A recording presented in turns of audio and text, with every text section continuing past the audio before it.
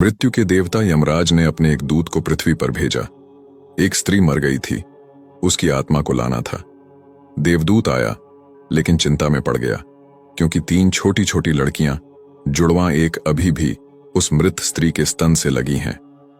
एक चीख रही है, पुकार रही है, एक रोते रोते सो गई है, उसके आंसू उसकी आंखों के पास सूख गए हैं। 3 छोटी जुड़वां बच्चियां और स्त्री मर गई है, और कोई देखने वाला नहीं है। पति पहले मर चुका है, परिवार में और कोई भी नहीं है। इन 3 छोटी बच्चियों का क्या होगा? उस देवदूत को यह ख्याल आ गया तो वह खाली हाथ वापस लौट गया। उसने जाकर मृत्यु के देवता यमराज को कहा कि मैं न ला सका, मुझे क्षमा करें, लेकिन आपको स्थिति का पता ही नहीं है। 3 जुड़वां बच्चियां हैं, छोटी छोटी, दूध पीती। एक अभी भी मृत स्तन से लगी है, एक रोते रोते सो गई है, दूसरी अभी चीख पुकार रही है। हृदय मेरा ला न सका। क्या यह नहीं हो सकता कि इस स्त्री को कुछ दिन और जीवन के दे दिए जाएं? कम से कम लड़कियां थोड़ी बड़ी हो जाएं, और कोई देखने वाला नहीं है। मृत्यु के देवता ने कहा, तो तू फिर समझदार हो गया।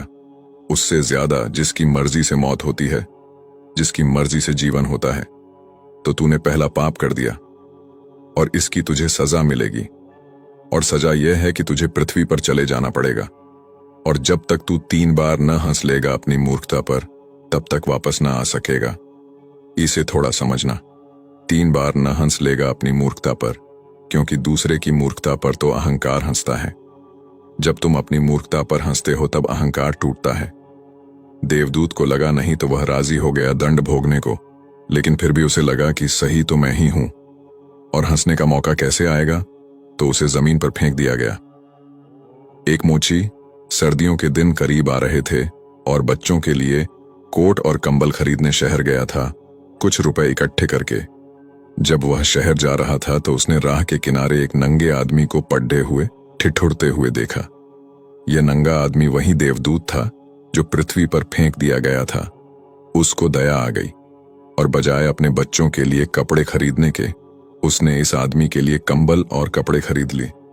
इस आदमी को कुछ खाने पीने को भी न था, घर भी न था, छप्पर भी न था जहां रुक सके।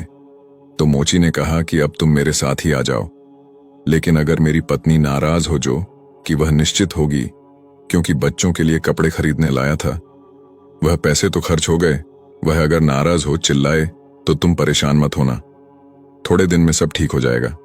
उस देवदूत को लेकर मोची घर लौटा। न तो मोची को पता है कि देवदूत घर में आ रहा है, न पत्नी को पता है।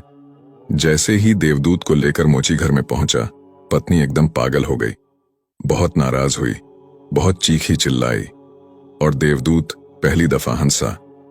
मोची ने उससे कहा, हंसते हो, बात क्या है? उसने कहा, मैं जब 3 बार हंस लूंगा तब बता दूंगा। देवदूत हंसा पहली बार, क्योंकि उसने देखा कि इस पत्नी को पता ही नहीं है कि मोची देवदूत को घर में ले आया है, जिसके आते ही घर में हजारों खुशियां आ जाएंगी। लेकिन आदमी देख ही कितनी दूर तक सकता है। पत्नी तो इतना ही देख पा रही है कि एक कंबल और बच्चों के कपड़े नहीं बचे। जो खो गया है वह देख पा रही है, जो मिला है उसका उसे अंदाज ही नहीं है। मुफ्त घर में देवदूत आ गया है, जिसके आते ही हजारों खुशियों के द्वार खुल जाएंगे। तो देवदूत हंसा। उसे लगा अपनी मूर्खता, क्योंकि यह पत्नी भी नहीं देख पा रही है कि क्या घट रहा है। जल्दी ही, क्योंकि वह देवदूत था, 7 दिन में ही उसने मोची का सब काम सीख लिया, और उसके जूते इतने प्रसिद्ध हो गए कि मोची महीनों के भीतर धनी होने लगा। आधा साल होते होते तो उसकी ख्याति सारे लोक में पहुंच गई कि उस जैसा जूते बनाने वाला कोई भी नहीं, क्योंकि वह जूते देवदूत बनाता था। सम्राटों के जूते वहां बनने लगे, धन अपरंपार बरसने लगा। एक दिन सम्राट का आदमी आया और उसने कहा कि यह चमड़ा बहुत कीमती है, आसानी से मिलता नहीं, कोई भूल चूक नहीं करना।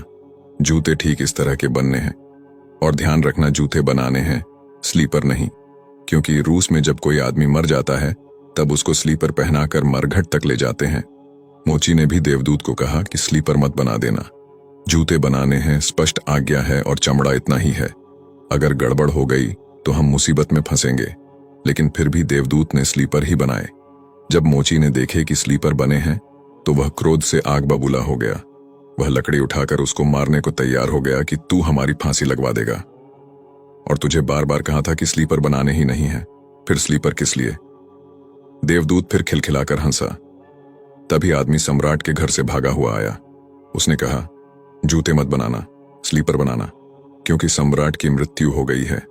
भविष्य अज्ञात है, सिवाय उसके और किसी को झात नहीं, और आदमी तो अतीत के आधार पर निर्णय लेता है। सम्राट जिंदा था तो जूते चाहिए थे, मर गया तो स्लीपर चाहिए। तब वह मोची उसके पैर पकड़कर माफी मांगने लगा कि मुझे माफ कर दे, मैंने तुझे मारा। पर उसने कहा, कोई हर्ज नहीं, मैं अपना दंड भोग रहा हूं। लेकिन वह हंसा आज दोबारा। मोची ने फिर पूछा कि हंसी का कारण? उसने कहा कि जब मैं 3 बार हंस लूं। दोबारा हंसा इसलिए कि भविष्य हमें झात नहीं है, इसलिए हम आकांक्षाएं करते हैं जो कि व्यर्थ हैं। हम अभीप्साएं करते हैं जो कि कभी पूरी न होंगी। हम मांगते हैं जो कभी नहीं घटेगा, क्योंकि कुछ और ही घटना तय है। हमसे बिना पूछे हमारी नियति घूम रही है और हम व्यर्थ ही बीच में शोरगुल मचाते हैं। चाहिए स्लीपर और हम जूते बनवाते हैं। मरने का वक्त करीब आ रहा है और जिंदगी का हम आयोजन करते हैं। तो देवदूत को लगा कि वे बच्चियां, मुझे क्या पता भविष्य उनका क्या होने वाला है। मैं नाहक बीच में आया। और तीसरी घटना घटी कि एक दिन 3 जवान लड़कियां आईं। उन तीनों की शादी हो रही थी और उन तीनों ने जूतों के आर्डर दिए कि उनके लिए जूते बनाए जाएं। एक बूढ़ी महिला उनके साथ आई थी जो बड़ी धनी थी। देवदूत पहचान गया, ये वे ही 3 लड़कियां हैं जिनको वह मृत मां के पास छोड़ गया था और जिनकी वजह से वह दंड भोग रहा है। वे सब स्वस्थ हैं, सुंदर हैं। उसने पूछा कि क्या हुआ, ये बूढ़ी औरत कौन है? उस बूढ़ी औरत ने कहा कि ये मेरी पड़ोसिन की लड़कियां हैं। गरीब औरत थी, उसके शरीर में दूध भी न था, उसके पास पैसे लत्ते भी नहीं थे, और 3 बच्चे जुड़वा। वह इन्हीं को दूध पिलाते पिलाते मर गई। लेकिन मुझे दया आ गई, मेरे कोई बच्चे नहीं हैं और मैंने इन तीनों बच्चियों को पाल लिया। अगर मां जिंदा रहती तो ये तीनों बच्चियां गरीबी, भूख और दीनता और दरिद्रता में बड़ी होती।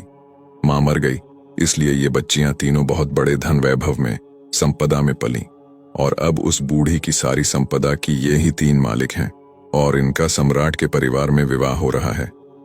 देवदूत तीसरी बार हंसा और मोची को उसने कहा कि ये 3 कारण हैं। भूल मेरी थी, नियति बद्धी है और हम उतना ही देखते हैं जितना देख पाते हैं। जो नहीं देख पाते बहुत विस्तार है उसका, और हम जो देख पाते हैं उससे हम कोई अंदाज नहीं लगा सकते जो होने वाला है, जो होगा।